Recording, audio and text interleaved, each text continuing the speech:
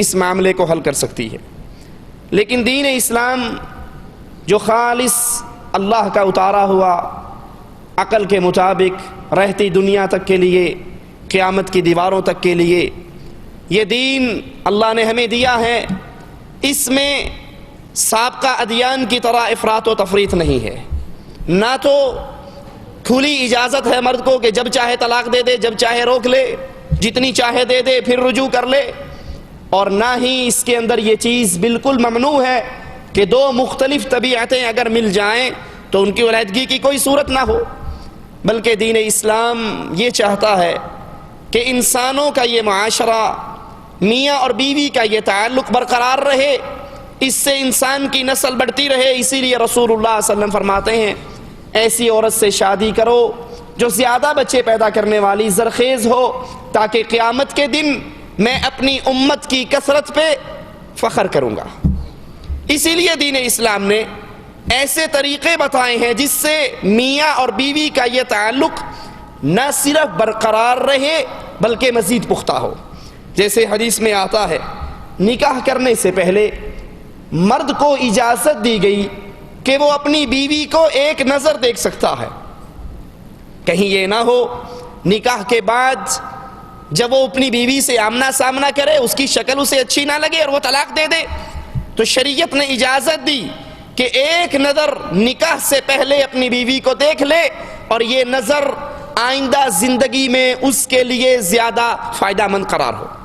اسی طرح اسلام معمولی باتوں پر طلاق دینے کو پسند نہیں کرتا، بلکہ شوہر کو یہ تاکید کرتا ہے کہ اگر بیوی کا کوئی اچھا عمل تمہیں اچھا لگتا ہے اور اس کی کوئی بری بات تمہیں بری لگتی ہے تو اس بات کو برداشت کرو۔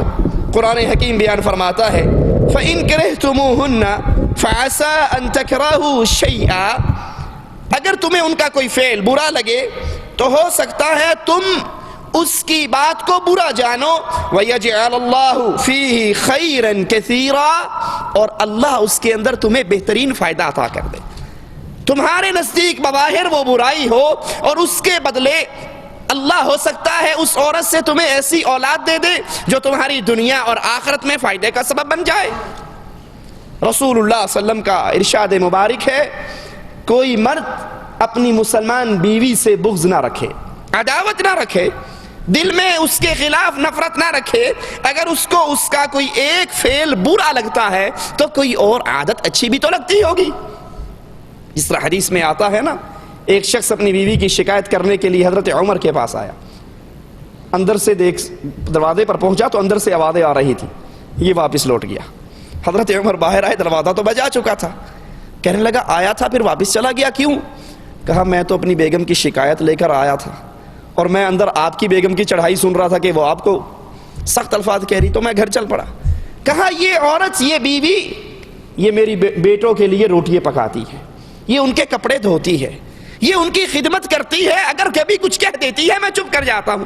یعنی اگر آپ کو کسی کا، وہ اپنی بیوی کا کوئی ایک عمل برا لگتا ہے تو دوسرا عمل اچھا بھی لگتا ہوگا۔ اسی لیے قرآن حکیم فرماتا ہے کہ اگر تمہارے درمیان اختلاف ہو جائے تو پھر فوراً طلاق نہ دو، بلکہ ان کو اپنے بستروں سے دور کر دو، ان کو نصیحت کرو، اپنے بستر سے دور کرو، وَضْرِبُوهُنْ، پھر ان کو ہلکی مار مارو، ہلکی پٹائی کرو۔ اگر پھر بھی وہ تمہاری اطاعت کی طرف آ جاتی ہیں تو پھر ان کو چھوڑنے کا نہ سوچو، کوئی اور راستہ تلاش نہ کرو۔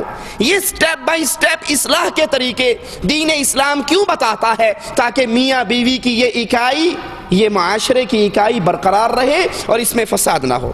اور اگر معاملہ پھر زیادہ بگڑ جائے تو قرآن حکیم حکم دیتا ہے وَإِنْ خِفْتُمْ شِقَاقَ بَيْنِهِمَا فَابْعَثُوا حَكَمًا مِّنْ أَهْلِهِ وَحَكَمًا مِّنْ أَهْلِهَا، اگر لڑائی اختلاف زیادہ ہونے کا تمہیں ڈر ہے تو ایک مرد کی طرف سے فیصلہ کرنے والا اور ایک عورت کی طرف سے، اس کے اہل و عیال میں سے ایک اس کے اہل عیال میں سے، یہ مل کر بیٹھ کر اصلاح کی کوئی نہ کوئی صورت نکالے۔ اور اگر یہ اصلاح کرنا چاہیں گے تو اللہ عز و جل ان کی ان کوششوں کو بارآور کرے گا، ان کے گھر میں اصلاح پیدا فرما دے گا۔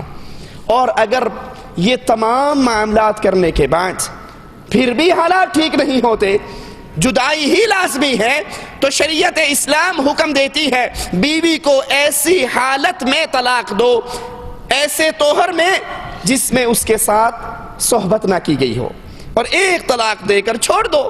دیکھو اسلام بڑا حکمت والا دین ہے، اسلام بڑا انسانوں کو ایک ایک پوائنٹ پر اپنی طرف دعوت دینے والا دین ہے۔ ایک طلاق دو، غصے میں آگے طلاق طلاق طلاق کا فائر نہ مارو، برس نہ چلاؤ، ایک فائر کرو، ایک طلاق دو۔ کیوں؟ پھر بیوی کو حکم دیا گیا خاوند کے گھر میں رہ، بناؤ سنگار بھی کر، کہ ہو سکتا ہے اس کو جو غصہ آیا تھا وہ ٹھنڈا ہو جائے اور پھر یہ رجوع کرنے کے لیے سوچے۔ ایک طلاق دو، عدت کے اندر رجوع کر لو اگر کرنا چاہو، اور اگر نہیں کرنا چاہتے عدت کے بعد عورت آزاد ہو گئی، وہ چاہے جہاں مرضی نکاح کرے۔ اور اگر تم عدت گزرنے کے بعد دوبارہ صلح کرنا چاہو، پھر اکٹھا ہونا چاہو، تو نکاح کا راستہ تمہارے لیے پھر بھی کھلا رہے گا۔ یہ اسلام کی بڑی سادہ مثال اور بڑی عقل کے مطابق باتیں۔ شیطان کا حربہ کیا ہے؟ حضرت جابر بیان فرماتے ہیں ابلیس اپنا تخت پانی پہ لگاتا ہے، اپنے چیلوں کو مختلف علاقوں میں روانہ کرتا ہے، وہ آ کر اطلاع دیتے ہیں۔ کوئی آ کر کہتا ہے میں نے فلاں سے چوری کروائی، اسے کہتا ہے تو نے کچھ نہیں کیا، کوئی کچھ کہتا ہے، کوئی کچھ کہتا ہے، کوئی کچھ کہتا ہے، یہ کہتا ہے تم کچھ نہیں کام کر کے آئے۔ دیکھو شیطان سب سے زیادہ خوش کس بات سے ہے؟ ایک آ کر کہتا ہے کہ میں فلاں کے پیچھے لگا، اس وقت تک لگا رہا، اس وقت تک اس کے ذہن میں فتنے ڈالتا رہا، یہاں تک کہ اس نے اپنی بیوی کو طلاق دے دی۔ میں میاں بیوی میں لڑائی کا بیج بو آیا ہوں، فساد کروا کر آیا ہوں۔ شیطان تخت سے اترتا ہے، اس ٹونگڑے کو سینے سے لگا کر کہتا ہے اصل میں میرا جانشین تو ہے، جو کام تو کر کے آیا یہ اصل کام ہے۔ تو شیطان کو میاں بیوی کا فساد اس کے لیے بڑا عظیم اسلحہ ہے، وہ چاہتا یہ ہے کہ مسلمانوں کے اندر فساد ہو۔ لیکن اسلام ہر وقت عورت اور مرد کو، میاں اور بیوی کو یہی تلقین کرتا ہے کہ اپنا گھر بساؤ۔ رسول اللہ صلی اللہ علیہ وسلم فرماتے ہیں، ابو موسیٰ سے روایت ہے، آپ نے فرمایا عورتوں کو طلاق نہ دو بغیر کسی بدکاری کے، کیونکہ اللہ عز و جل ان مردوں کو پسند نہیں کرتا جو صرف ذائقہ چکھنے والے مرد ہیں، اور ان عورتوں کو بھی پسند نہیں کرتا جو ذائقہ چکھنے والی عورتیں ہیں۔ حضرت ثوبان فرماتے ہیں رسول اللہ صلی اللہ علیہ وسلم نے فرمایا جو عورت سالت زوجہا طلاقہا من غیر بأس فحرام علیہا رائحۃ الجنہ، جس عورت نے اپنے خامن سے بغیر وجہ کے، بغیر سبب کے، بغیر کسی بات کے، تھوڑا سا مسئلہ ہوا دے طلاق کر فارغ بھیج مجھے، اگر کوئی عورت اس طرح بات بات پہ طلاق مانگتی ہے، بغیر سبب کے طلاق مانگتی ہے، بغیر وجہ کے طلاق مانگتی ہے، تو ابو داؤد اور ترمذی میں یہ روایت موجود ہے کہ ایسی عورت پھر جنت کی خوشبو نہیں پا سکتی۔ اور اگر حالات اس ڈگر پہ آ جائیں تو صحیح اور مسنون طریقہ طلاق دینے کا جو قرآن و حدیث سے ثابت ہوتا ہے وہ یہ ہے کہ انسان عورت کو پاکی کی حالت میں، طہر کی حالت میں صرف ایک طلاق دے، اور اس پاکی میں اس نے اس سے جماع نہ کیا ہو، اور یہ طلاق دے کر چھوڑ دے۔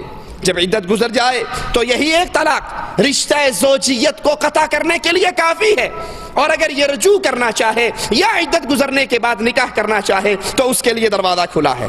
اسی طلاق کو طلاق سنت کہا جاتا ہے۔ امام ابن تیمیہ رحمۃ اللہ علیہ فرماتے ہیں کہ تمام علماء کا اتفاق ہے اس بات پر کہ اصل سنت طلاق یہی ہے کہ عورت کو غسل کرنے کے بعد، پاک ہونے کے بعد، جماع کیے بغیر ایک طلاق دے کر آزاد کر دیا جائے۔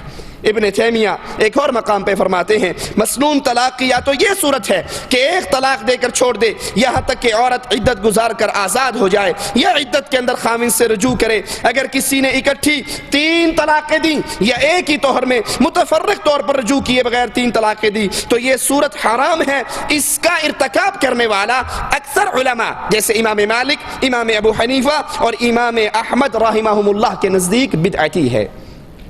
ہمارے ہاں ہوتا ہے نا، غصے سے باہر سے آیا اور آتے ہی فائر کیا، طلاق طلاق طلاق۔ یہ 3 طلاقیں اکٹھی دینے والا ان ائمہ کے نزدیک بدعتی شخص ہے۔ سنت طریقہ یہ ہے آپ ایک طلاق دے کر اس کو آزاد کر دو۔ قرآن حکیم کی وہی آیت جو ہم نے ابتدا میں پڑھی، آئیے ذرا اس پہ غور کرتے ہیں۔ الطلاق مرتان، طلاق 2 مرتبہ ہے، اس سے مراد یہ چانس ہے